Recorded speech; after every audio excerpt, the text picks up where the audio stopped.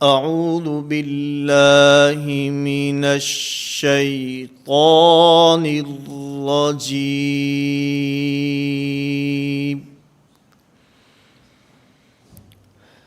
بسم اللہ الرحمن الرحیم۔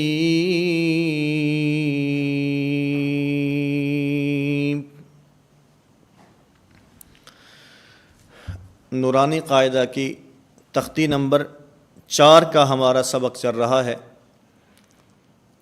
اور گزشتہ سبق میں نے آپ حضرات کی خدمت میں دانتوں کے نام اور اس کے ساتھ ساتھ زبان کے مختلف حصوں کے نام ذکر کیے تھے، کیونکہ اس تختی کی جو ترتیب ہے وہ مخارج کے اعتبار سے ہے، اور میں نے گزشتہ سبق کے اندر بھی یہ بات عرض کی تھی کہ مخارج کی ترتیب صعودی ہے، نیچے سے اوپر کی طرف جانا، نیچے سے اوپر کی طرف چڑھنا۔ تو مخارج بھی حلق سے شروع ہوتے ہیں اور ہونٹوں پر، اور پھر اس کے بعد جا کر ناک کے بانسے پر ختم ہوتے ہیں، اس لیے اس ترتیب کو ترتیب صعودی کہا جاتا ہے۔ اگر آپ ہاتھ کے اشارے سے سمجھیں تو یوں مخارج کی ترتیب یوں ہے، یوں ہم نیچے سے چلیں گے اور اوپر کی طرف آتے ہوئے یہاں ہونٹوں پر آ کر ہمارے مخارج ختم ہوں گے۔ اس تختی کے اندر 15 مخارج بیان کیے گئے ہیں، اور اس کے بعد 16واں مخرج جو سب سے پہلا مخرج ہے، مخرج نمبر 1 جوف دہن۔ جوف کا معنی خالی حصہ، اور دہن کا معنی منہ۔ جوف دہن کا معنی منہ کے اندر کا خالی حصہ۔ اس سے 3 حروف ادا ہوتے ہیں، الف مدہ، واو مدہ اور یا مدہ۔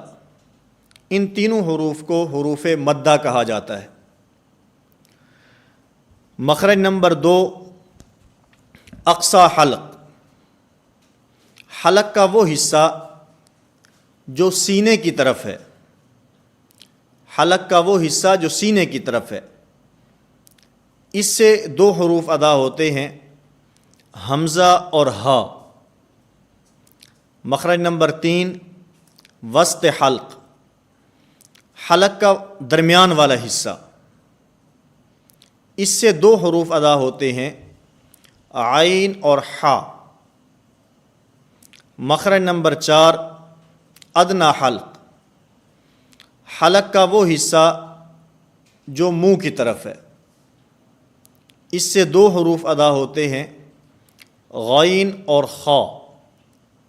ان 6 حروف کو حروف حلقی کہا جاتا ہے، حمزہ ہا، عین حا، غین خا۔ تو یہ حلق کے 3 حصے کیے گئے ہیں، ایک نیچے والا حصہ جس کو اقصی حلق کہا جاتا ہے، ایک درمیان والا حصہ جسے وسط حلق کہا جاتا ہے، اور ایک اوپر والا حصہ اس کو ادنی حلق کہا جاتا ہے۔ اور ہاتھ کے ذریعے سے سمجھیں تو یہ نیچے والا حصہ، اس کو اقصی حلق، درمیان والا حصہ اس کو وسط حلق، اور یہ اوپر والا حصہ اس کو ادنی حلق کہا جاتا ہے۔ مخرج نمبر 5 زبان کی جڑ اور اس کے مقابل اوپر کا تالو۔ منہ کے جو اوپر والا حصہ ہے اس کو تالو کہا جاتا ہے، اور زبان کی جڑ، مثال کے طور پر ہماری یہ زبان ہے، اس کی جو جڑ ہے یہ جب اوپر کے تالو سے ٹکراتی ہے، جہاں پر ایک چھوٹا سا گوشت کا لوتھڑا اور ٹکڑا لٹک رہا ہوتا ہے، اس سے قاف ادا ہوتا ہے۔ اور زبان کی جڑ کا وہ حصہ جو منہ کی طرف ہے، یعنی قاف کے مخرج سے تھوڑا سا ہٹ کر منہ کی طرف، قاف کا مخرج، زبان کی جڑ اور اس کے مقابل اوپر کا تالو۔ اسی طرح مخرج نمبر 5، قاف کے مخرج کے متصل زبان کی جڑ اور اس کے مقابل اوپر کا تالو، اس سے کاف ادا ہوتا ہے۔ ان دونوں حروف کو حروف لہاتیہ کہا جاتا ہے، قاف اور کاف۔ مخرج نمبر 7، وسط زبان اور اس کے مقابل اوپر کا تالو، زبان کا بیچ اور اس کے مقابل اوپر کا تالو، اس سے جیم، شین اور یائے غیر مدہ ادا ہوتی ہیں۔ یائے غیر مدہ میں یا متحرک اور یائے لین، کیونکہ یائے مدہ کا مخرج جوف دہن مخرج نمبر 1 ہے، تو وسط زبان اور اس کے مقابل اوپر کا تالو، اس سے جیم، شین یا متحرک اور یائے لین یعنی یائے غیر مدہ ادا ہوتے ہیں۔ مخرج نمبر 8، حافہ لسان اور اوپر کی 5 داڑھیں۔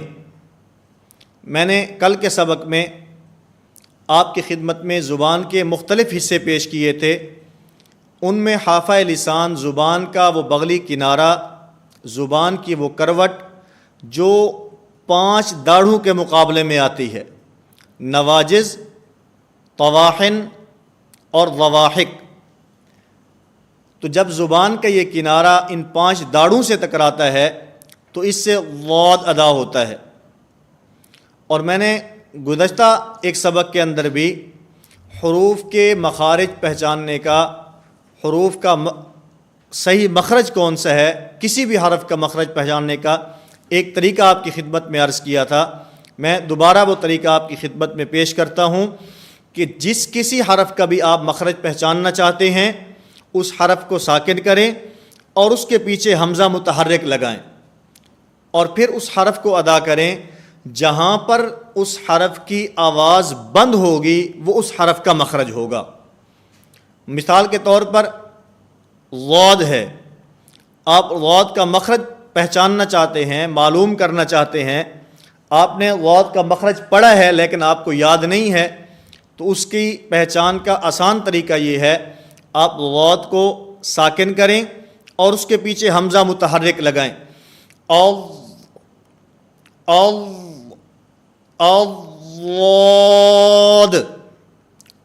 ضاد۔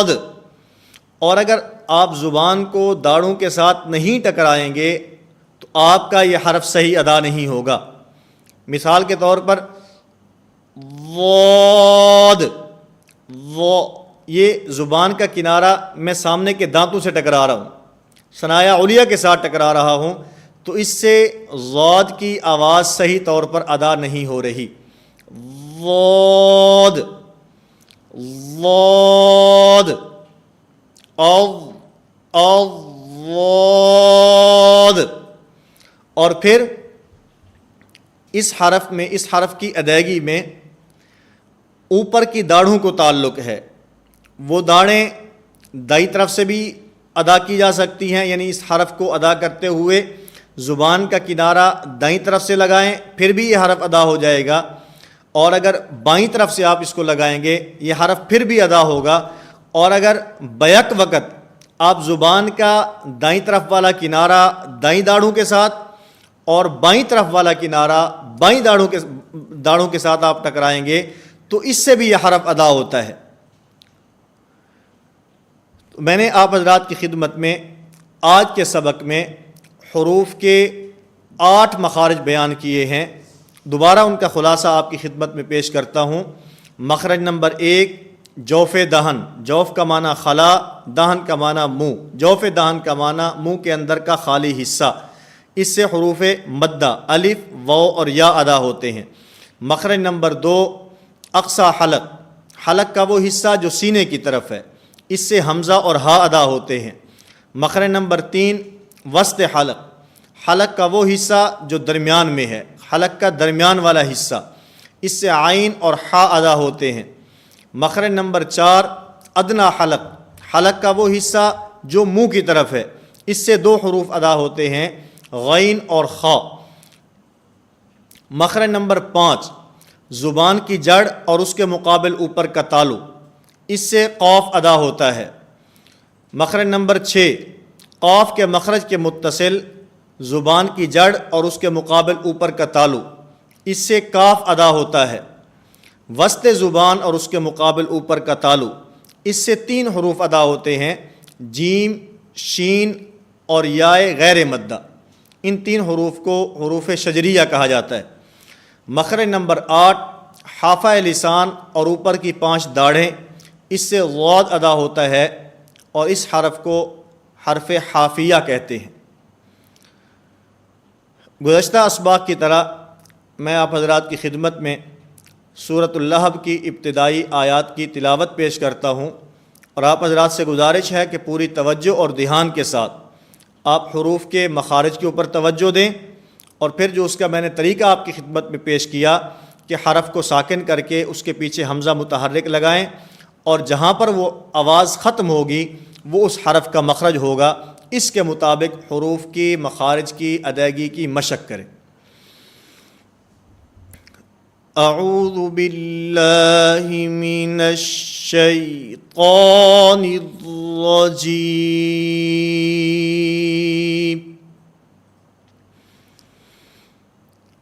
بسم اللہ الرحمن الرحیم، تبت یدا ابی لہب وتب، ما اغنى عنه ماله وما كسب۔ ان آیات کی تلاوت میں با ہے، اس با کے اوپر قلقلہ ہوتا ہے، تبت، تب، تب، یہ قلقلہ ہے۔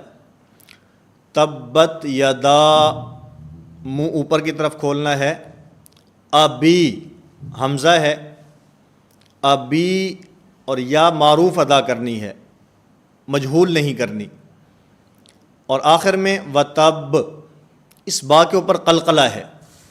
اور پھر اس میں کیونکہ با کی ادائیگی میں ہونٹوں کو تعلق ہے، اس لیے عمومی طور کے اوپر اس حرف کو ادا کرتے ہوئے بسا اوقات ہونٹ سختی کے ساتھ آپس میں ملائے جاتے ہیں، با با، یہ بہت سخت نہیں کرنا۔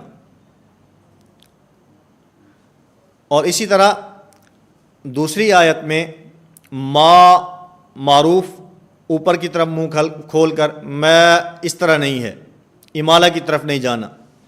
او نا، اس کے اندر بھی اسی طرح ہے، مالہ، اور اسی طرح وما، اس کے اندر بھی اسی طرح ہے، اور اسی طرح کسب، کسب کے اندر بھی با کے اوپر آخر میں قلقلہ ہے، اور ہونٹوں کو نرمی کے ساتھ ملانا ہے، اس کے اندر زیادہ سختی کے ساتھ ہونٹوں کو آپس میں نہیں ملانا۔